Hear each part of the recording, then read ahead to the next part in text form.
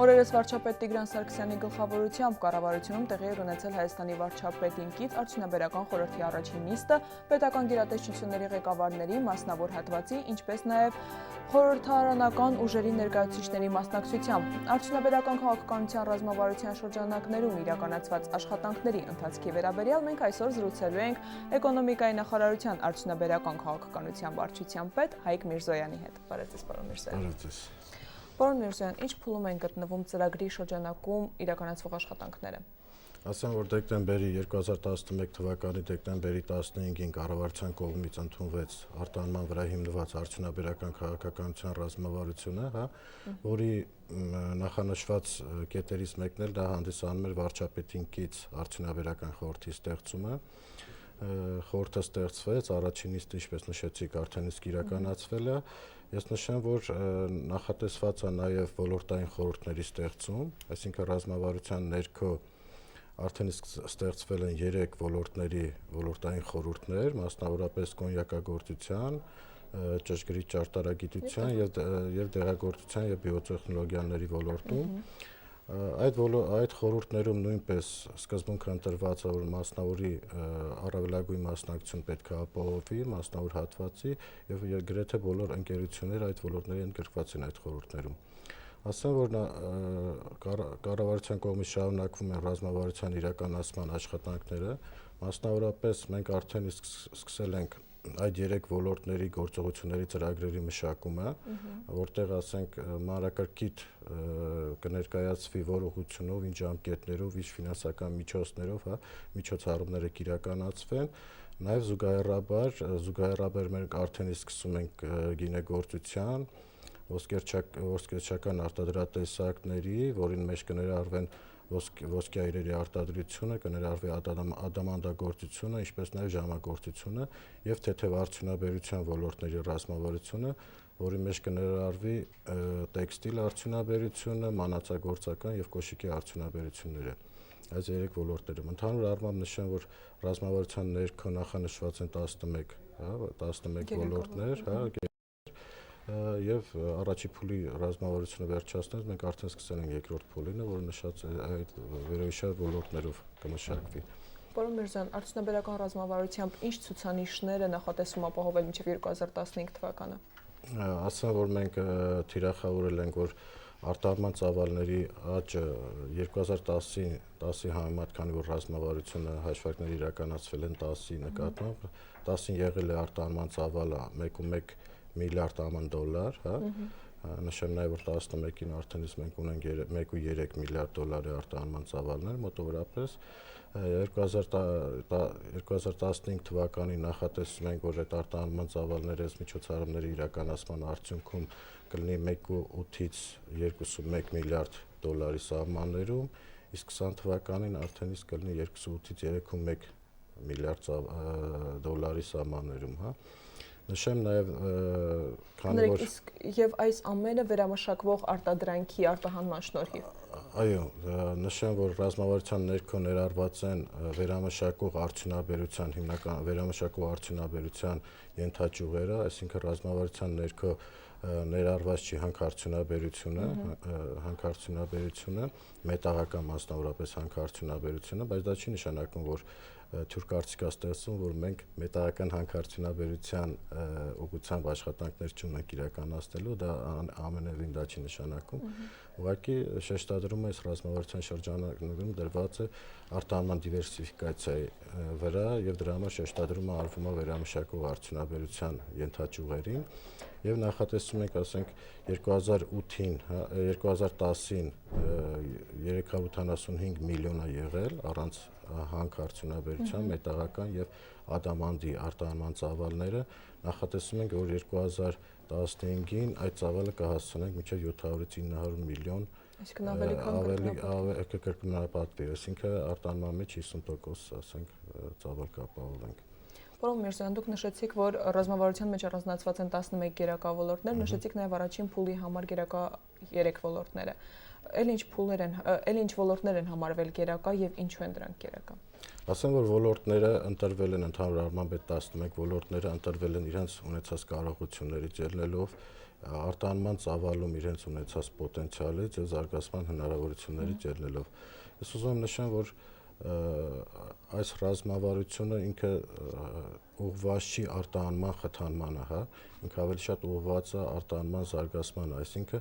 մենք այս ռազմավարության ներքո դիտարկում ենք արտադրությունից մինչև արտաքին շուկայի շղթայի բոլոր, ասենք, հատվածները մենք դիտարկել ենք ռազմավարության ներքո։ Ուղղությունները հիմնականում այդ սկզբունքներից ելնելով է ընտրվել, իրենց կարողությունների, հնարավորությունների սկզբունքներից եւ նշեմ, որ բացի կոնյակից, դեղագործությունից եւ ճշգրիտ ճարտարագիտությունից, որը ինքը իրանով, ասեմ, բավականին լայն սպեկտր անգրկում, սկսած գործիքաշինությունից, սաֆիրների արտադրություն, սարքաշինության ոլորտները բավականին գիտատար ճյուղ է ինքը իրանով ներառում։ Այնտեղ ընդգրկված է նաև գինեգործությունը, ընդգրկված է նաև ոսկերչությունը, ադամանդագործությունը, ժամագործությունը, տեքստիլ արդյունաբերությունը, հյութերի արտադրությունը, այն ճյուղերը, որոնք ունեն պոտենցիալ զարգացման եւ արտահանման ծավալների ավելացման։ Պարոն Միրզոյան, իսկ որքանով է հաջող ընթանում պետության կողմից մասնավոր հատվածին օժանդակելու գործընթացը։ Ասեմ, որ պետությունը վերջին տարիներին բավականին մեխանիզմներ ներդրեց, մասնավոր ընկերությունների աջակցելու նպատակով, հատկանշանականը նշենք, ասենք, ավելացված արժեքի հետաձգման, այդ մեխանիզմը, գործիքը, որը շատ ակտիվ մեր մասնավոր ընկերությունները օգտվում են այդ գործիքի հնարավորություններից։ Ասեմ, որ միայն 2011 թվականին 300 միլիոն եւ ավել ավելած ներդրումներ իրականացնող ընկերությունների ավելացած արժեքի հետաձգման թույլտվություն է տվել կառավարությունը, ընդհանուր ներդրումների ծավալը շուրջ կազմել է 53 միլիարդ, 53 միլիարդ դրամ 10 ընկերությունների մասով, Նաև ասեմ, որ ընկերությունները օգտվում են նաև ժամանակավոր ներմուծում մաքսային ռեժիմի արտոնությունից, որով հնարավորություն է տրվում ժամանակավոր ներմուծում ռեժիմով ներմուծված մեքենասարքավորումները 1 տարուց ավել պահել Հայաստանի Հանրապետությունում, քանի որ դրանք բերվում են հիմնականում արտադրություն կազմակերպելու նպատակով։ Հատկանշական է նշել նաև, գիտեք, ստեղծվել է ՓՄՁ ներդրումներ ու ունիվերսալ վարկային կազմակերպությունը, որը բավականին մատչելի պայմաններով վարկային միջոցներ է տրամադրում ընկերություններին։ 2011 թվականի ընթացքում արդեն իսկ ընկերություններին տրամադրվել է 3.6 միլիարդ դրամի չափով վարկային միջոցներ, բավականին մատչելի պայմաններով, մոտ 45 ընկերության է տրվել այդ վարկային միջոցները։ Պարոն Միրզոյան, նաև աջակցության գործիքներից, որը 2011-ին ներդրվեց, դա ազատտնտեսական գոտիների գործիքն է, ասեմ, որ մենք 2011-ին օրենսդրական դաշտը, ազատտնտեսական գոտիների ստեղծման օրենսդրական դաշտը ձևավորվեց, վերջին ենթաօրենսդրական ակտը նախանցած կառավարության նիստում հաստատվեց, ասեմ, որ արդեն իսկ, գիտեք, 2 ծրագրեր ազատտնտեսական գոտիների ստեղծման գոյություն ունեն, մասնավորապես մեկը Զվարթնոց օդանավակայանի հարակից տարածքում, մյուսը Մարս գործարանի եւ Մերգելյանի ինստիտուտի տարածքների հիման վրա, ասեմ, որ փետրվարի 2-ի կառավարության որոշմամբ արդեն իսկ Մարսի եւ Մերգելյանի որպես օպերատոր ճանաչվել է Citronics ընկերությունը, որը, ասենք, օպերատոր հանդես կգա ազատտնտեսական գոտու ստեղծման, իսկ Զվարթնոցի մասով մենք աշխատանքները դեռևս իրականացնում ենք։ Նախատեսում ենք, որ մինչև տարվա վերջ մենք արդեն Մարսի տարածքում կունենանք արդեն գործող ազատտնտեսական գոտի։ Ազատտնտեսական գոտու սահմաններում տնտեսվարողը ազատվում է բոլոր տեսակի հարկերից, բացի սոցվճարներից։ Ազատտնտեսական գոտու, այո, ազատտնտեսական գոտում տարածքում որպես շահագործող հանդես եկող ընկերությունները ազատված կլինեն բոլոր հարկատեսակներից, բացի սոցիալական վճարների մասով հարկերից։ Եվ ասացիք կսկսի գործել ազատտնտեսական գոտին։ Մոտավորապես երևի թե սեպտեմբեր-հոկտեմբեր ամիսներին։ Իսկ նախագծեր կան յուրաքանչյուր ազատտնտեսական գոտում ինչ ապրանքատեսակներ են վաճառվելու կամ ինչ գործունեություններ կան։ Ես ասեմ, որ մենք մեր օրենսդրությամբ յուրաքանչյուր ազատտնտեսական գոտու ստեղծմամբ, կառավարության որոշմամբ սահմանվում է նաև այդ ազատտնտեսական գոտիներում ինչ գործունեության տեսակներ թույլատրելի կլինեն իրականացնել։ Եվ ասեմ, որ եթե Մարսի տարածքի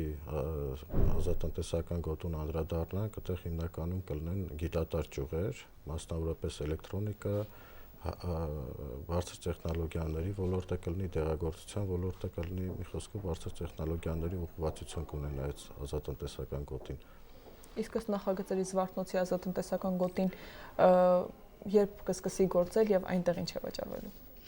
Զվարթնոցի ազատտնտեսական գոտին հիմնականում նախատեսված է, որ կստեղծվի հիմնականում ուղղվածությունը կունենա թարմ մրգերի եւ բանջարեղենների արտահանման ուղղվածություն, ինչպես նաեւ նախատեսում ենք, որ այնտեղ կլինի ոսկերչական իրերի եւ ադամանդների արտադրության եւ արտադրության ուղղվածություն կունենա։ Շնորհակալություն, պարոն Միրզոյան։ Շնորհակալ եմ։ Հարգելի հեռուստադիտող, հիշեցնեմ մեր հաղորդման հյուրն էր Էկոնոմիկայի նախարարության արդյունաբերական քաղաքականության վարչության պետ Հայկ Միրզոյանը։ Հաջողություն։